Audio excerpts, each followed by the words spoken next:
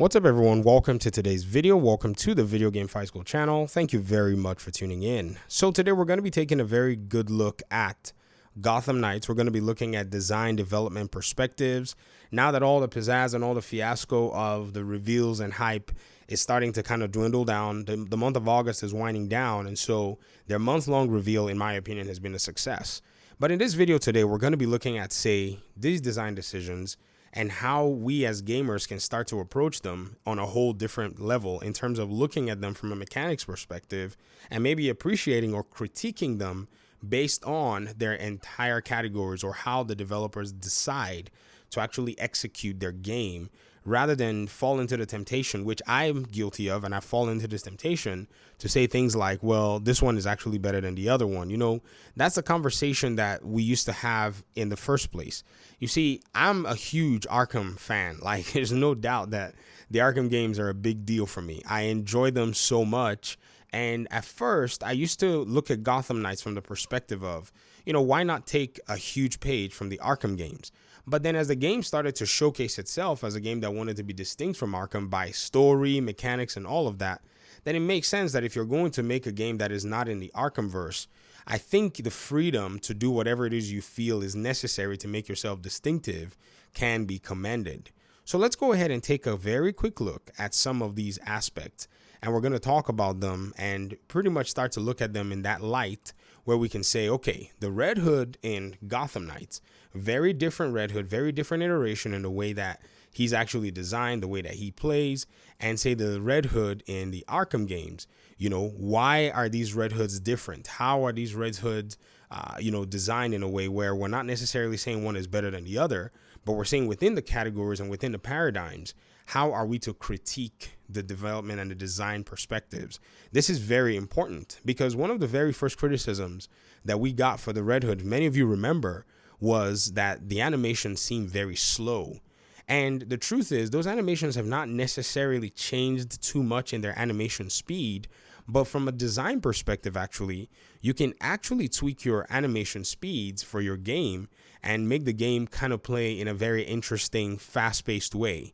So one example is here in Arkham Knights. In the Arkham games, animation speeds are kind of fast. Some animations play slightly faster than some others, depending on the scenario, depending on the situation, depending on the stage, depending on the difficulty. And so these are subtle differences, but as someone who plays the game a lot, you'll eventually be able to notice them over time. And so these are design decisions that the developers wanted in their game. And so this is why they went ahead and did this. If you notice as well, it's not because that was a better decision to make. I think that was more of a preference for them because Arkham City did not have this same kind of animation speeds that Arkham Knight had. Arkham Knight felt like everybody was on steroids. Like, you know, all your heroes were able to just do things so fast. Like sometimes they would counter a person and you wouldn't even see the counter that they actually did.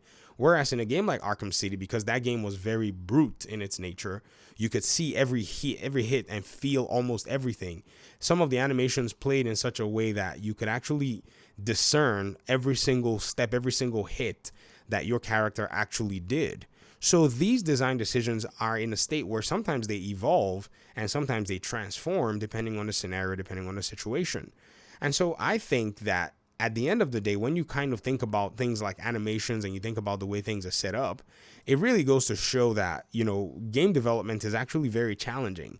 Another thing, too, that makes it even better as, you know, an audience is as we start to look at games and look at all of the different paradigms and the different associations, it makes things a little bit more challenging. In fact, the moment you start delving more and more into these, you're going to start to be in a very strange place. You're going to laugh and say, man, I can't necessarily decide, you know, what systems I want to actually call better than the other because you're no longer looking at it from a surface level.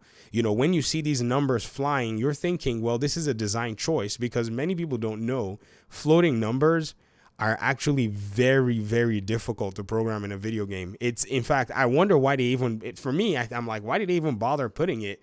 Because it's so hard to do. They could have just done something else. Whereas everybody else is like, oh, it's ugly and it's RPG and all that stuff. And so you see the conversation just change very, you know, differently. I remember finally finding somebody that had a tutorial on how to actually do floating damage numbers. And I thought to myself, this has got to be the most ridiculous system that's in a video game. Why do, game developers always feel the need to want to do it? But it's a nice marker for RPG games for you as, the player to understand and know what your damage dealing prowess is. It's supposed to be some kind of an informing, symbol or whatever it is. But most of us who are used to playing, straight up brute force, Arkham games where what numbers, we just want to punch everybody in the eye. We don't really care. We just want to beat them up and go with it. You play the Spider-Man games. And so that's pretty much the difference between these design philosophies. Not that one is better than the other. It's just somebody decided that they were going to do one and somebody else decided that they weren't going to do it. So these paradigms are actually pretty cool. And it brings me to the final aspect of the conversation where, we were talking about Suicide Squad today and, how the game seems like it's structured more like Avengers or not. That's more of an opinion thing anyways. And, some of my audience members were saying, Rocksteady is going to kill it with this game. And trust me, for those of you who don't know, Rocksteady is my favorite developer of all developers, because from a game mechanics perspective, these guys, they are so fine-tuned and polished. It's hard to find other studios that polish things like Rocksteady. In fact, let me tell you how much Rocksteady is so polished. The thugs conversing on the streets in the Arkham games have more polished conversations than many video games out there. So a side of the game that doesn't seem important is actually 100% a very solid mechanic and an addition to the game. That's how good Rocksteady makes almost all their systems. The part that they're not really strong at is their story. Judging from the way Arkham Knight's story landed, they could have just kept Paul Dini and a lot of the DC veteran writers. But it's obvious that they're such a good team in terms of game mechanics. And we were talking about this stuff, and I said, what's crazy? Gotham Knights and Suicide Squad are both developed in the Unreal Engine 4. What's crazier is both development teams and creative directions decided we're going to go with different kinds of interpretations and iterations of our games. And like I said, looking at it from a developer's eyes, all you can say is, wow, that's interesting that somebody else decided that they would go with this decision rather than go with, say, the other type of, interpretation or iteration in its own right. So this is a very interesting place to start looking at video games, because you can take this idea and you can look at other video games as well and say, well, it's interesting that this game, like, you see Suicide Squad, right? You see it's very high lighting, high flashy, high quality, presentation and visual effects and all. You wouldn't believe that it's the same engine that they actually are using to make a game like Gotham Knights, because Gotham Knights has taken a different approach in its own, iteration and its own textures and coloring and its art style. And what's even crazier is it will even behoove you to even go ahead and think about, say, a game like Hogwarts Legacy also being in the same engine, which looks entirely different.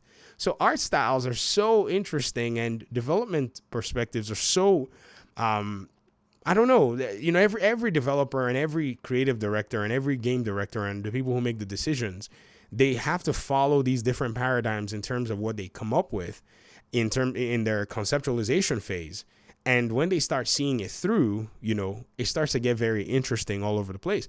Gotham Knights, for some people who are in a place where they're stuck with the look and the way the game is, it could have gone a whole different direction if they wanted to. It's not a matter of saying they didn't know how to make it go a different direction. No, this is the design style that they chose. Now, how that's going to be, accepted and how that's going to be received is yet to be seen, which so far there's still a split in the community. I went back and looked at the comments on this video, and there's still people who are like, no, we're not sold. But for the most part, a lot of people say they like what they see. But it is a whole different paradigm in a sense. And it's interesting now to look at it from this perspective and have these conversations with everyone here in the community. But anyways, I just thought we'd just start this conversation. I'll probably bring up more, conversations, more topics, and we'll start to look at these different video games, all Unreal Engine games. And, you guys are going to be able to kind of like distinctly just find the distinctive aspects of each game. And perhaps maybe we can start appreciating them for what it is that they're bringing to the table. So talk to me in the comment section, and I'll talk to you soon. Peace.